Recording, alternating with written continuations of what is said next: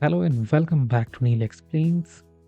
Today's question trips many learners, okay, but we will solve it clearly and simply with step wise, okay. So if you think like 5 divided 5 that is 1, 5 into 5 that is 25, 1 divided 25 that is equal to 1 by 25, then this is wrong. So we will follow PEMDAS or board pass rule. And as you know, division and multiplication, we both take it as the same level. And in this case, we will solve from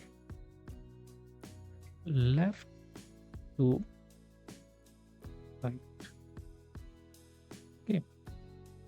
So again, we will write our question 5 divided by 5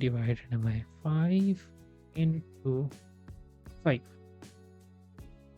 So left right 5 divided by 5 that is 1, as you know, 5 divided by 5 1, 5 times 1 that is 5, 1 divided by 5 into 5. So next step 1 divided by 5, or we can simply write it as 1 divided by 5 into 5.